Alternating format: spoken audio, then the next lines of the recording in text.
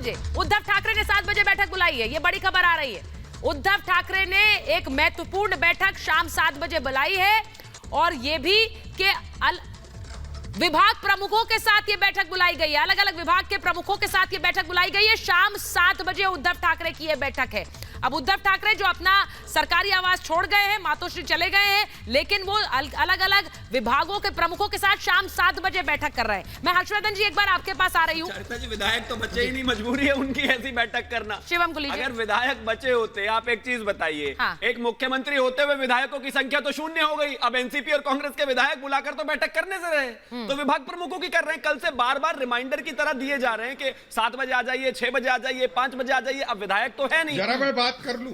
ठीक है, ठीक है किशोर जी, आप ही बात करते रहते हैं, आप ही करेंगे। अब से 10 दिन तक आप ही को तो बात करनी है। और है कौन शिवसेना की तरफ से आपके अलावा लोहा लेने वाला? वो आप ही हैं। दूसरी बात ये भी है, ये जो इंपॉर्टेंट बात इन्होंने कही कि आजकल ये व्यवस्था चरमरा जाएगी, ऐसा हो जाएगा, वैसा हो जाएगा। सर, ये इस देश का इतिहास है। ऐसा मैं फिर से कहता हूं, इस देश में इतने सारे प्रधानमंत्री बने जिनको एक एक दिन, 2-2 दिन, 1-1 महीना, 3-3 महीना, 4-4 महीना, मैं नाम नहीं लेना चाहता, कई बार ले चुका हूं। कांग्रेस तो अग्रणी है इन चीजों में। और दूसरी बात यह भी है कि शिव सैनिक मतलब हिंदुत्व की बात करने वाला, जो उनके लिए बात करेगा। और एक और चीज बाला साहब ठाकरे ने कहा था बड़ा क्लियर, अगर मैं कांग्रेस हो जाऊंगा तो आई close my shop.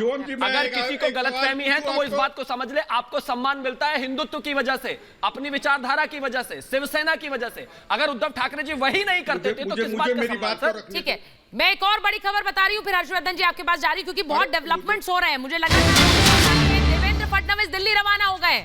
Devendra Fadnavis जो 2 दिन पहले तक दिल्ली में थे, फिर वो वापस मुंबई गए, वहां बीजेपी के नेताओं के साथ वो बैठक कर रहे थे। अब वापस दिल्ली रवाना हुए, मुंबई से दिल्ली रवाना हुए देवेंद्र फडणवीस। बीजेपी आला कमान से मिलेंगे और नितिन गडकरी भी दिल्ली रवाना हुए हैं। यानी नितिन गडकरी, सब जानते हैं, महाराष्ट्र की राजनीति में पैठ रखते हैं, और नितिन गडकरी भी दिल्ली आ रहे हैं, देवेंद्र फडणवीस भी दिल्ली आ रहे हैं। बीजेपी आला कमान के साथ बैठक करेंगे।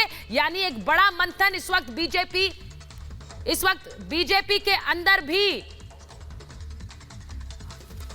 और हमारे साथ मैं आपको बताऊं कि देवेंद्र फडणवीस दिल्ली आ रहे हैं, ये बड़ी खबर है। मैं एक बार हर्षवर्धन जी के पास जा रही हूं। हर्षवर्धन जी, ये स्वाभाविक है कि बीजेपी खेमे में भी इस वक्त हलचल है, क्योंकि उन्हें पता है कि यहां पर एक अपॉर्चुनिटी है। अब कांग्रेस तो सीधे कह रही है बीजेपी का ही करा धरा है।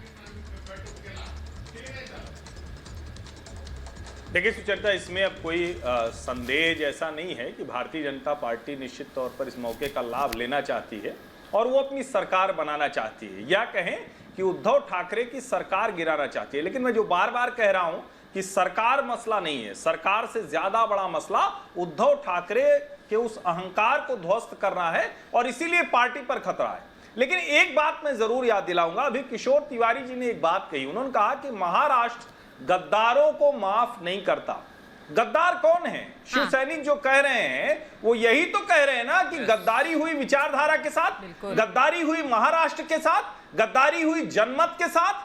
कौन गद्दार है? तो किशोर तिवारी जी की इस बात से मैं बिल्कुल सहमत हूं कि महाराष्ट्र गद्दारों को माफ नहीं करता, और शिव सैनिक इस बात को लेकर ही आगे बढ़ रहे हैं। अब देवेंद्र फडणवीस उसी को अंतिम रूप देने के लिए दिल्ली जा रहे हैं।